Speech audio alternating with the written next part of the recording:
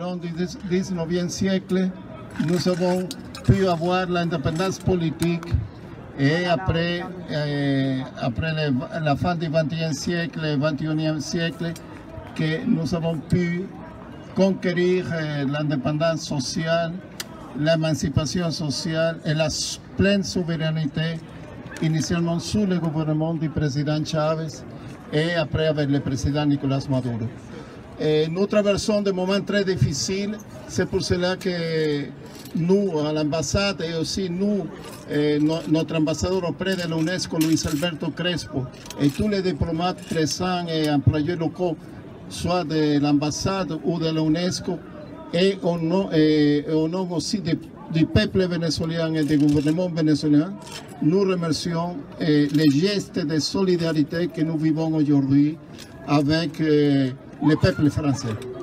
Je vais vous dire que nous traversons des moments très difficiles et nous savons exactement que nous n'avons pas une opposition démocratique. Non, l'opposition vénézuélienne, la direction de l'opposition vénézuélienne, c'est la 5e colonne de l'impérialisme états-unien. Et c'est comme ça qu'on doit la définir. Et aujourd'hui, c'est John Kerry, le secrétaire d'État états-unien, qui a demandé l'application de la charte démocratique de l'Organisation des États américains, c'est-à-dire exactement préparant une intervention au Venezuela. Et je pense vous avertir que nous sommes disposés à lutter et à continuer pour l'émancipation et défendre à tout prix la souveraineté vénézuélienne.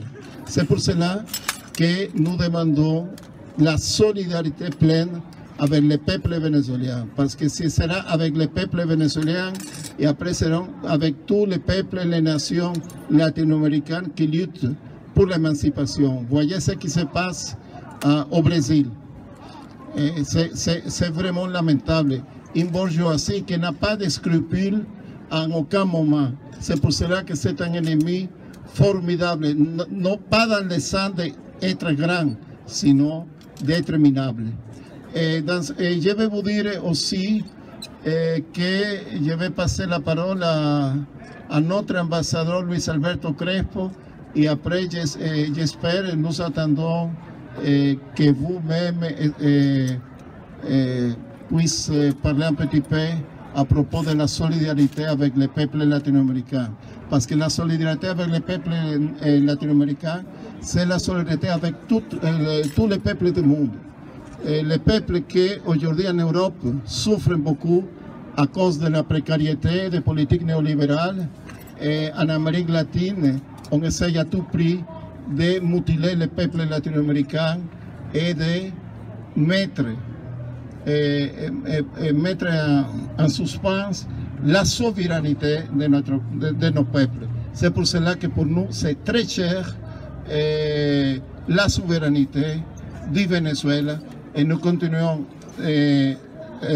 pour l'appuyer et pour cela nous appuyons totalement au président Maduro et aux forces bolivariennes. Merci beaucoup et je laisse la parole à l'ambassadeur Luis Alberto Crespo.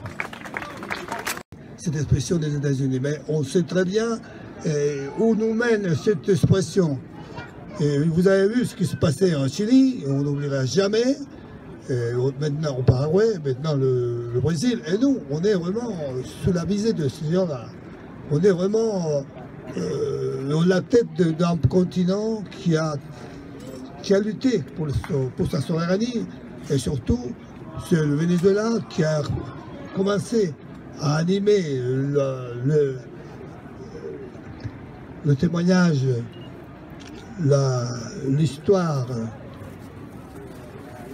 l'éternité, le destin bolivarien, grâce au commandant Chavez, au président Chavez, au grand leader Chavez. Vous connaissez très bien tout ce qui s'est passé, l'union des peuples sud-américains a été possible grâce à la passion, surtout à la vision d'un président, d'un leader comme Chavez. Et on continue avec la présidence de Maduro, et surtout, d'autant plus que lui, il n'a fait que se battre dur contre une guerre, pas seulement économique, une guerre médiatique monstrueuse, vous connaissez très bien, c'est le monde entier, le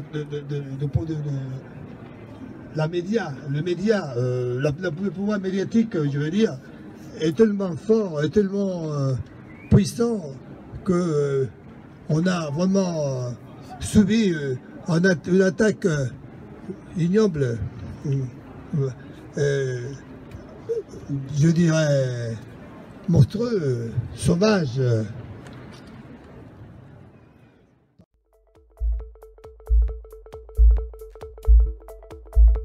Bonjour. La signification profonde de la révolution bolivarienne pour nous Français, je crois, elle est principalement double. C'est la première grande révolution après la chute du mur, c'est qui a redonné un espoir à tous les progressistes du monde. L'année prochaine, nous allons fêter le grand anniversaire d'octobre et nous voyons en acte un processus qui met en branle un réveil des peuples au niveau mondial. Et nous savons cela, c'est donc une nouvelle révolution post-mur, et en même temps le fait que cette révolution s'appuie sur une conception de la nation, au sens le plus progressiste, le plus légitime du terme. Les Vénézuéliens, leur nation fondée par Bolivar, est peut-être plus vieille même que par exemple la nation italienne, et c'est en s'appuyant sur ces forces démocratiques, ces forces de progrès, qu'elle peut insuffler cet internationalisme prolétarien, c'est-à-dire ce lien entre la nation au sens le plus progressiste tel qu'il a été fondé par la Révolution française et insuffler cette dynamique, comme dirait le Tché, 1, 2, 3, 4 Vietnam. On espère 1, 2, 3, 4 Venezuela. Merci.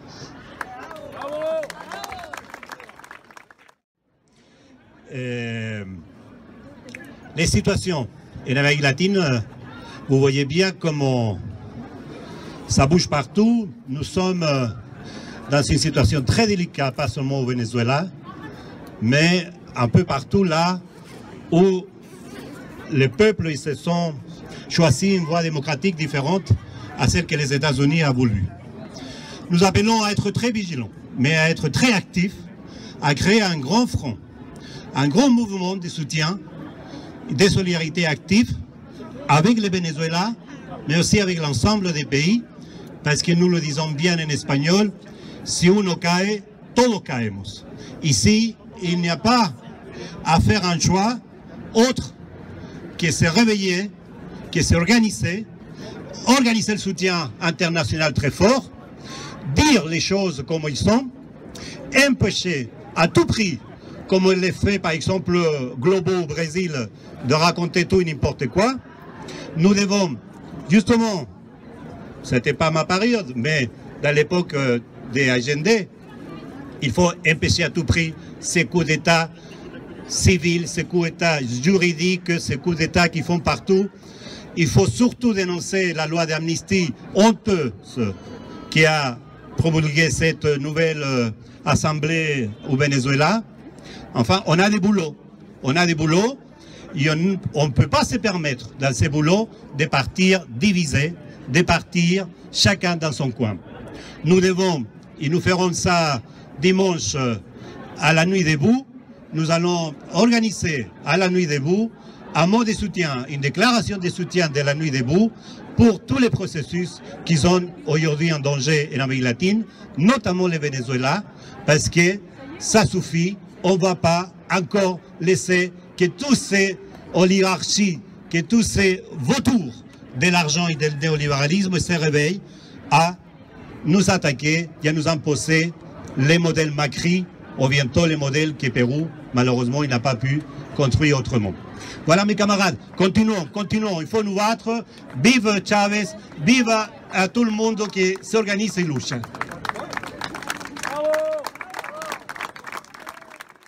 Par ordre alphabétique, alors l'ACA, Agir contre le colonialisme aujourd'hui, Alba France, Argentinos por la Victoria, Asociación Jaime Parda Leal, Asociación Cultural de Comunicación Popular Cine de Base, Asociación Culturelle 7 Amérique Latine Semaine Artistique, Asociación Galeano, Association nationale des communistes, l'ANC, Association Simon Bolivar, le Cercle Bolivarien de Paris, Cubaci France, Collectif communiste Polex, Comité d'information sur l'Amérique latine de Nanterre, le Comité Valmy, le Consejo Pro Bolivia, la Coordination populaire colombienne de Paris, Cuba Linda, Fédération Maison des Arts Pacari, France Amérique latine, France Cuba, La Pluma.net, Marcha Patriótica Francia, Mémoire des luttes, Mouvement Jeunes communistes de France, Mouvement pour un socialisme du XXIe siècle, le Parti communiste français, le Parti de gauche, le Pôle Renaissance communiste en France, l'Association pour Haïti, Solidarité bolivarienne, TV Alternativa Bolivariana et l'Union des étudiants communistes. Et on compte aussi sur le soutien du mouvement de la paix.